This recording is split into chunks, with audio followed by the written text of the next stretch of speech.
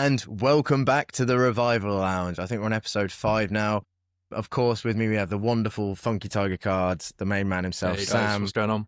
And myself, Josh, brand leader, masterminding gentleman himself, Josh from Collectibles. So we're going to start this podcast off with an apology from our last podcast, as we had a little bit of backlash in regards to not giving credit to methods that we were unaware had been claimed by other card restorers. I'd just like to firstly say that where we get our information from, we will always try and give credit where credit is due.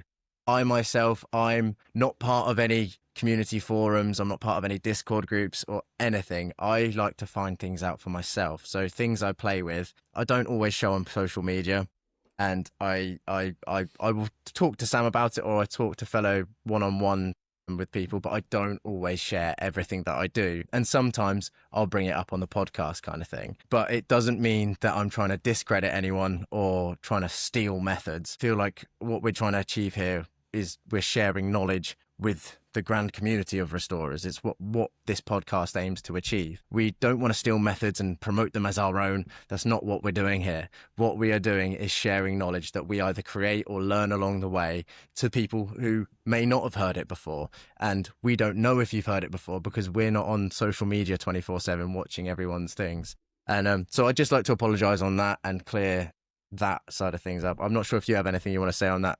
Well, the only thing I would add to that really is if people spoke to us for 5 minutes, I think they'd get the gist that we are straight as an arrow. You know, we talk honestly, openly, we give people open feedback and advice. Take the feedback on the chin, you know, and I say everything that we do use that other people have taught us, we give them credit. So, you know, I can honestly sleep at night knowing we give people the right credit. So, yeah, I completely agree with that. Like it is, I believe what both Collectibles and Funky Tiger Cards stands for is transparency. Like everything 100%. That we're as clear as day with everything. We are much more about sharing knowledge, building the community, and sharing what we learn if it proves well with the grand people over making any money. If we make money, great, that's fantastic. But I'm really bad at it as well. I never charge anyone for anything normally. I'm useless at it because I like just seeing I like seeing people smile and bringing people into this side of the hobby. It really is wonderful. So before we go down a massive rabbit hole with that, we are sorry and I apologize, but just know there's no foul play here, no malicious whatsoever.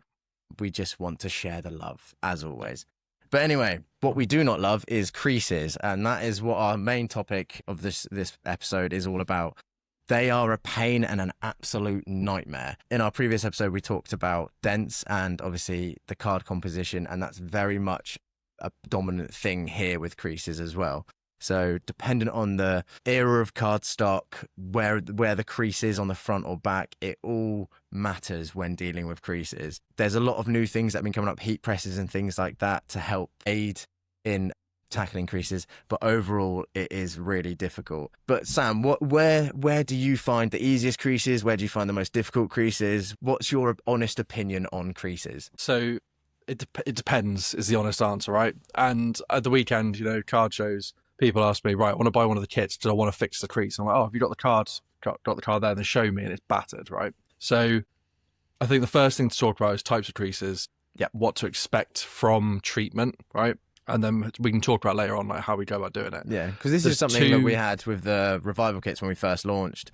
And we had people who had never dealt with card creases or anything before, but had seen all this stuff on the internet, bought a kit, used it, and then had reached out to us and go, it's not doing anything. And it's like, because, well, you have just gone balls in, I'm going to try and fix this great big fatty wad crease at the top.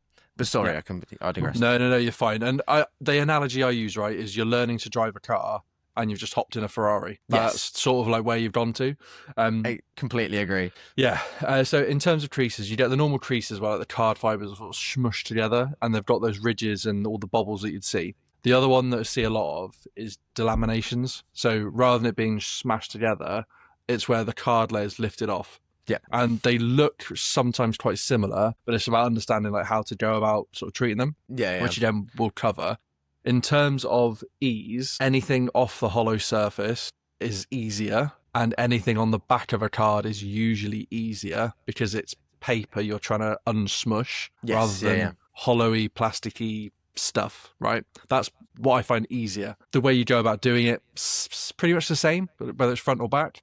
Yeah. And it goes back to those principles we talked about with those 3 layers of card in the last video as well. Yeah, exactly. I guess it's identify, like a big thing I find as well is, say, for instance, crease on the back, identifying that crease. If it is just like a little bit of a wibbly wave and it hasn't broken any ink or anything, you're getting that out in a heartbeat. Like, that's so easy to do. Like, there's no whitening. It hasn't broken the ink. It's literally just a little bit of wibbly wobbly distortation. Like, one cycle will normally just see that through. Similar thing on the front with delamination. If it hasn't stretched that plastic layer, quite often you will be able to get that back down again. But I mean, 9 times out of 10, it would have stretched that plastic layer. So you're going to be dealing with something which is a lot harder to tackle, kind of thing. Yeah. So it is the base thing you're going into when you're looking at a card. You're identifying how bad is that actual damage of a crease. And then you can sort of set your expectations on what you will likely get as a result from that. Yeah. Because sometimes you can get a really great result, and then other times you get a good result, but there's still scarring. And quite often that's worse, because if you try to grade that or something, if you are a grader, they can see that it's been worked because that crease looks like it's been worked. You've given away a telltale sign, kind of thing. Yeah, and expectations is a key thing, right? So if you're talking about what to expect from a crease or a delamination, I always describe to people delaminations, you're almost like stretch marks on skin. You know, it'll flex and it'll bow, and you might do these really big bulbousy lines, but as soon as you can get it flat and tight again, you might do, but like I say, you might have that scarring. So it's just managing that.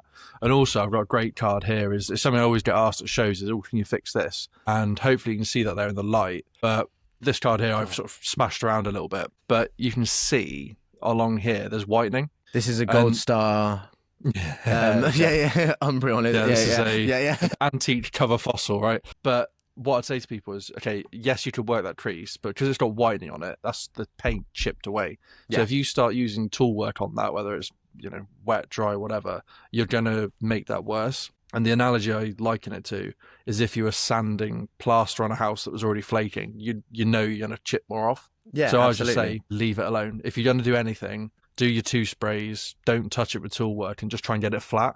That's all you're going to do. Yeah, this is what I was saying before with my Buzz Guy 3000, wherever it is, I can't find it. This guy, like, he can be fantastic at dispersing that solution, but like you say about sanding a drywall kind of thing, if it has already chipped the paint, this can quite often explode it and make it worse, kind of thing. So it's knowing when to use what tools, how, like, and everything all dials down to identifying that damage, like knowing what you're working. And the best way to learn is to just actually do it, and because otherwise you don't know what to identify, kind of thing.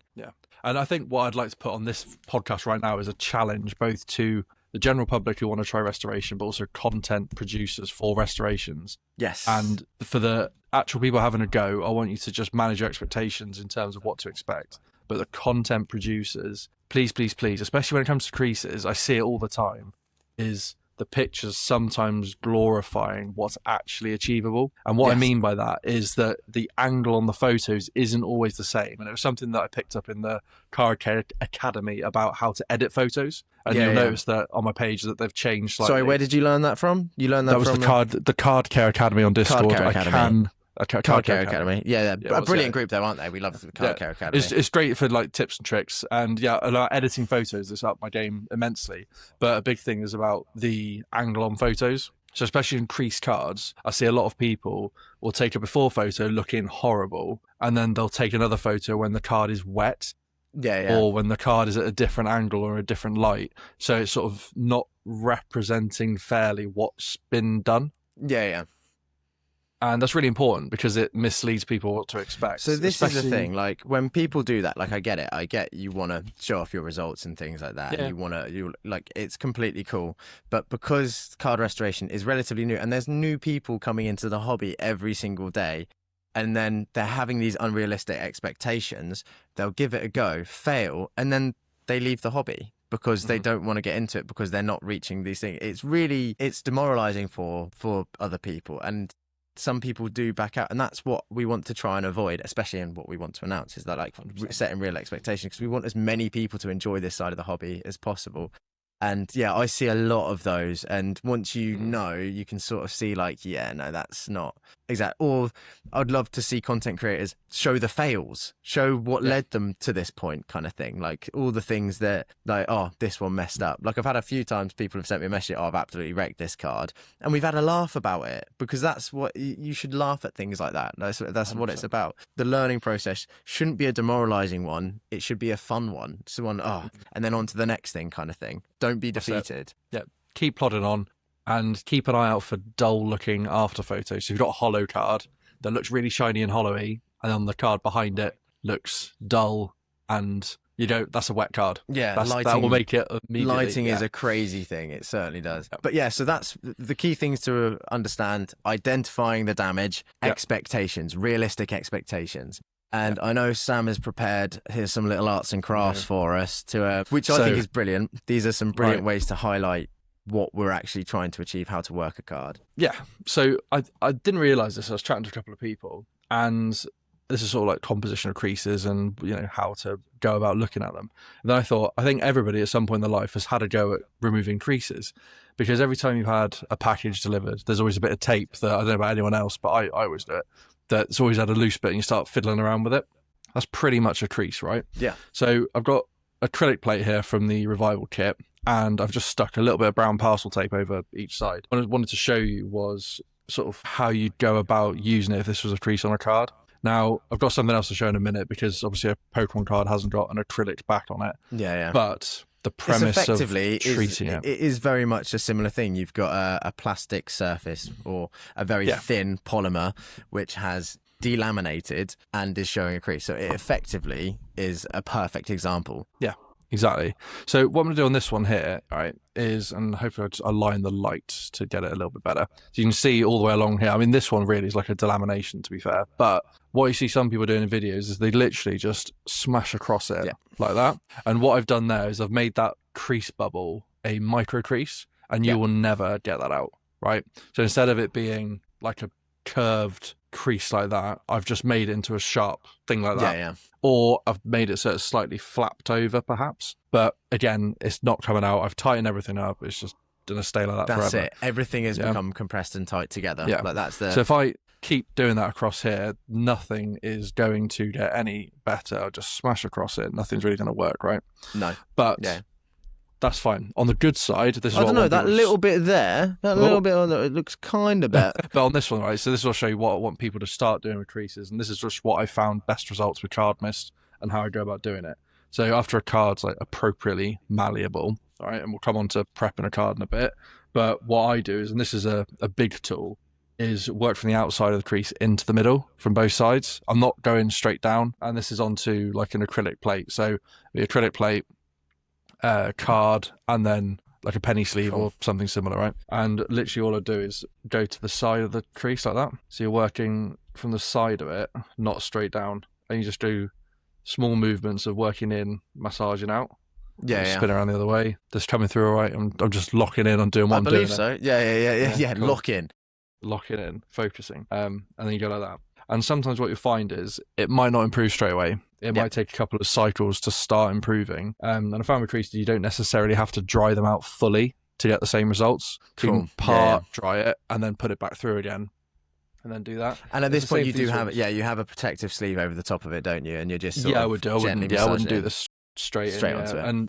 And you see what it's like and how the card reacts. Because what you don't want to do necessarily is go through all 3 layers of card to try and fix the crease. No, so this is all really gentle on this one layer, and all you're doing is massaging the sides of the creases. So, and this is the same on the front and the back as well. Yeah, it's the same. I mean, my method might change if it's going onto like a hollow layer. So if it's a hollow layer, you've got to be a bit more sort of in, and then really sort of spread out a bit. Cool. But yeah, that's sort of what I'm thinking. But again, you literally just work the card from the sides of the crease in and then down. And then can I just ask, where did you learn this technique from? A few different people. Yeah. They are in the Card Care Academy, but they are legends.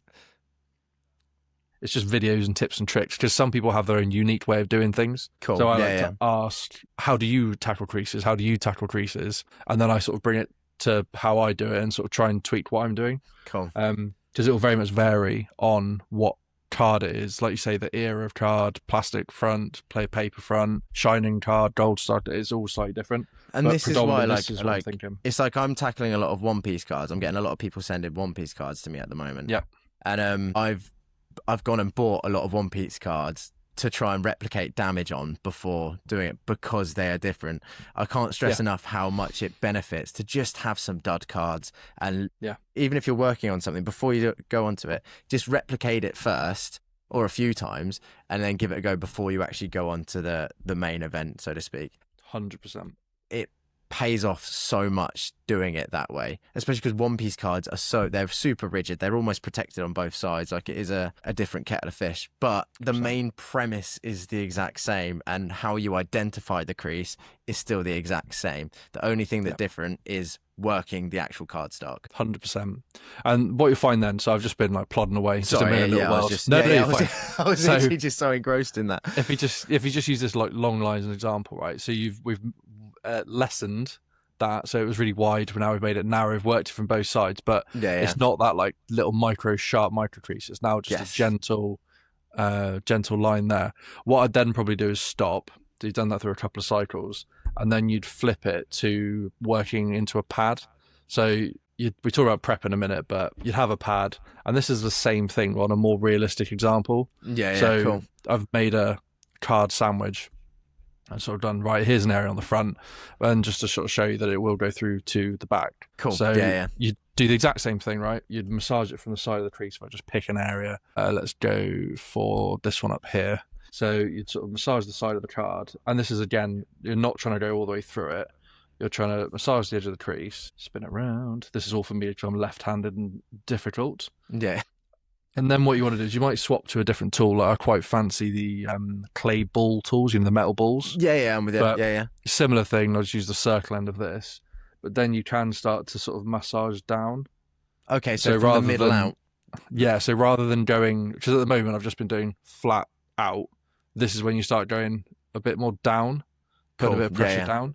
And what you'll find is that you'll slowly start to where you've got that small high point, you're almost undermining it. Giving a little dip for the crease to go into, kind of thing. That's it. Yeah, and what you're not trying to do is just constantly work one side, because all you then do is just flap it over the other way. Exactly. You want to swap it around. That's it. So if I just keep doing that and then going down, what I should find, if my experiments worked, is you should see some form of line. I haven't done it hard enough. So if I push a bit harder, you'll probably find, if you're starting to turn this into a dent, which you can lift the dent up, right? That's the nirvana, is you then should have, I've made this too thick. But again, the reason you don't just go ham and just push in as hard as possible and go in is because, like we said previously with dents, you're not compressing it. You're not trying to compress the layers together. You are trying to ease them all out to create a bed, basically, I suppose, for the crease to lay gently and calmly into. Yeah, 100%. And again, it's about lessening the crease, and you might find that's as much as you can get out of it. Because ultimately, we talked about scarring. You've got that middle layer of card. If you've got a crease that's affected that, you're more or less guaranteed to have some form of visible scar from it. Yeah. Especially if that middle layer, because if there's a break in that middle layer and you're pushing it around, and it could end up, because you can't see what you're working with on the black layer, you can only sort of see from the outside. That can always end up like this, like that, like anything, and then you can end with a dip or an extra. It can create permanent damage if that middle layer is permanently damaged. 100%. It's like if you get like a piece of tin foil, right? Shout out, there are other products available for wrapping your food.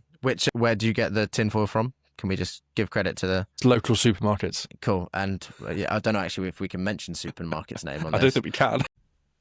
But if you get a piece of tinfoil, right, and you put a bend in it and then fold over and then unfold it again flat, you will see that line. That will never go. It's the exact same thing when you're looking at like middle layers of cards. Yeah. But that's what I would do. So I'd work it around, try and undermine it from the side. So do that over and over again. And then maybe clamp it up, do it over sort of 2 or 3 sessions, and then I'll try and turn that crease into a dent. Again, just getting in and then stretching it out. So you're releasing it gently, and then try and rest it back up again as if you were treating a dent. Amazing. Yeah. And then Would you heat press it at all or anything, or would you? Depends. Yeah, cool. Depends. Yeah. So this is what I'm trying to work out. So in the much background. in this hobby is literally like maybe. maybe. Yeah. I'm trying to work out is the only thing is, so from prepping a card for crease treatment, it has to get a bit more humidified or a bit more wet, for want of a better word, right? Yeah. Or it has to be a bit more malleable. The only downside of that is the dry time. So you have to, it then takes longer to dry. So the more hydrated a card is, the longer it takes to dry. So it's that trade-off. If a card is quite hydrated and I want to try and lock in that work, a lot of the time a heat press is the best thing for it. Yeah. However, if you have a crease like this one, if you heat press it and clamp it, you're just doing that and it will never improve. So if you've got a micro crease and you heat press it, that's you're locking that in forever. Yeah, you're not only locking it in, but you run the risk of that very sharp ridge atop of the micro crease splitting, and then you can just, it sort of splits and you just see a hollow layer in there. Exactly. Because that micro crease will shrink. Well, it shrinks inwards like that, and it just splits, kind of thing, because it is under so much pressure. But I suppose, it's more sort of identify if it's more of like a delamination kind of thing, I suppose, and you just want to set that in style. Like delaminations. Sorry, dude. I was going to say delaminations are predominantly heat press them. Yeah. I have seen people, and I haven't had much success with it, but I've spoken to people and say, right, what do you do for delaminations and stuff? And they're all different technologies and facial rollers or vibrating face something tools. I used recently, which was hilarious, was a laminating device, like a laminator, and I've not seen anyone use that before, and it actually worked really well. Okay. You just put it on the table because they're quite cool because you can have them on cold or hot, so it is just rollers kind of thing. So put it in an actual laminator, and it's quite cool because you're just waiting for it as it just goes and then pops out the back. There you go. Yeah. Heard it here first. Yeah. Well, no, we probably didn't. Maybe not. Yeah. Someone. You didn't hear anything here first. Yeah.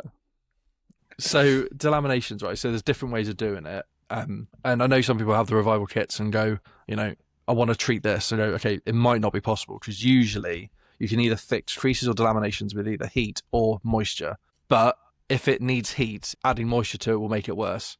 Because you'll see some cards that will have a little delamination, they've put it through a cycle, and then when it's drying, you'll find it might have spider veined off. At that point, right, it needs heat, so don't put any more moisture into it. Yeah. What I have seen people do is they get the card really malleable, and then they start really working it into a pad and causing like a big dent that will go through to the other side. Yeah. Obviously, a big no-no if it's a hollow card. I've never had any success with that. So for me, if it's delamination, heat press, like no question, that's what I do it. Yeah. But I know other people do it differently. But what do I know? This is it. Yeah. This is why, again, that I say, like, just what we give are the foundation basis of advice and things. And what Sam's just showed there is perfect. It's really, really good example. But it's for you guys now to just take that knowledge and apply it and just have fun with it. Like, just roll with it. You will find... You may even find things that work better for you, but these are tried and proven techniques that gently work, kind of thing. Not 100% of the time, because nothing is ever 100% in this side of the hobby, but these are just the base foundations. So go give it a try and see if it works, but take your time with it, of course, and just be patient. And like I say, if you find tools or anything like that, make sure you post it on social media first, because then you have claimed it and it belongs to you. So yeah, but no, feel free to have fun with it. There is no ties, there is no restrictions in this. If you find a hobby, like I just looked at this glass and went, that'd be great to use as like a roller kind of thing. Like, there's so many different things you can use in this side of the hobby. But what we are giving here is just a base foundation for you to give it a go. And like I say, what Sam's just showed there on the creases is the perfect way, because it is so tempting to just go down that line to try and flatten it, and you've ruined it for good. But this gentle application and it's staged. Like, you do stage 1 where you try to, obviously moist the card. Stage 2 where you try and flatten it out the edges. Stage 3, actually create a bed for it to be able to rest into. Stage 4, get that dent out and allow it all to fluff back up and plump. And best case scenario, the dent and the crease is gone. Worst case scenario is you're left with a minor bit of scarring, as long as you've done it correctly. But one thing that makes is the biggest, and you can apply this to everything in life, absolutely everything. Failing to prepare is preparing to fail. So a lot of it comes down to the prep work and how you actually prep a card for any treatment, to be fair. 100%. So card mist, all this stuff, exactly what you say, Josh. We've talked around, tools, techniques, but we sort of try and tweak it to the stuff that we use, right? So we use card mist. We've adapted, what a lot of others use, like a base formula to promote, drying times, penetration, evaporation, all this good stuff that we need. So this is just how I'd prepare a card for a crease treatment. So you'd have an acrylic plate on the bottom, but you've got your pad. Of course. And for me, I usually vary the sprays depending on how long I want to leave it. Yes. So it might depend on my life and what is going on. I might not be available in 12 hours time, so I might want to do it in 4 or 5 hours. You can do like a proper thick hydro pump sort of type thing. Yeah. So when we're talking about is just how we're getting the moisture to soak into the card, but also the evaporation of the vapor of the card into the card as well, to make the card malleable. Just how fast you want to get that card malleable. So all I do is I've got card mist here. Right, turn around the right way. Swanky. Look at that! Look at that pretty little purple product. That's a good. Yeah, it's one thing we don't have to give credit for. Yeah, exactly. Yeah. So 30 centimeters away, just spray it. And so I want to stress this enough to people as well. Like, distance is key. Like, you want it to hit the entirety of the pad. Yep. Our eyes, like human eyes, suck. They're rubbish, and it may look like you haven't put much solution on there, but it's there. 100% is there. So have full confidence in that. 100%. And this is what, so you can do, I've done 5 sprays. I did a little extra one. That's fine. Yeah. I sometimes do 6, 7, 8, 9, and all it does is just reduces that time. You need to leave it. It's fine. Just have a little play with it, and experiment. But this is where I think you and I differ on this, Josh. I do this, but I wear gloves, but I'm not wearing gloves now. But what I will then do is I will massage. He's touching it. Yeah. I know. And this is, this is a throwaway pad. Anyway. I'm not against this by actually rubbing it into the pad, because this is a common misconception as well, is people think you're spraying the pad so that the solution is resting on top of the pad, so that when you put the card into it, the card then gets soaked. That's not what you're doing. It's a humidifying process. So what you are doing is soaking the pad. So what, Sam, you've just done there, why I'm not against it, is like you're pushing the solution into the pad. So when you make that card sandwich, this is how card mist works as well, and why it's so good. It will evaporate. It will start to evaporate within that sandwich. Yeah. And on a molecular level will go into the card. Like you're creating, it's basically like a humidor. It is the exact same thing as a humidor. Exactly.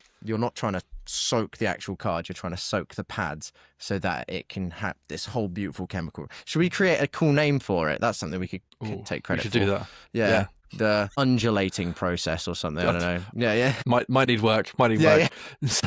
So I've done 5 sprays into this pad, right? I do the same on the other pad. And all I want to do is lay a piece of parchment paper over the top, right? And then what I want to make sure, the reason why I rubbed it in is I want to make sure that the moisture or the card mist is evenly spread around the card.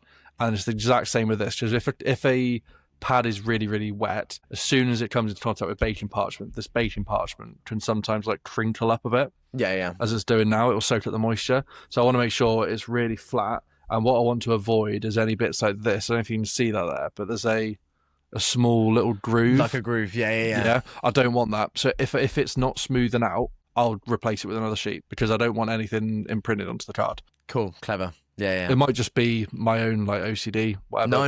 I don't want to risk anything. Like I say, failing to prepare is preparing to fail. It is all in the prep work. If you get this bit wrong, it will make the rest of it not as achievable, kind of thing. So then what I'll do, if providing this is all right, plonk that down, another piece of parchment over the top, another 5 sprays or the same amount of spray. Sometimes you can do more onto the back than the front, because a card is more likely to soak up moisture from the back because of all the hollow layers and whatever. So do 6, 7 sprays on the back, 5 on the front, that's fine. 3 on the front, 4 on the back, fine. Just whatever way you're doing it. So baking parchment, pad on top, clamp it up and leave it for an appropriate amount of time. If you've done more than 4 sprays, I'd check it in 4 hours.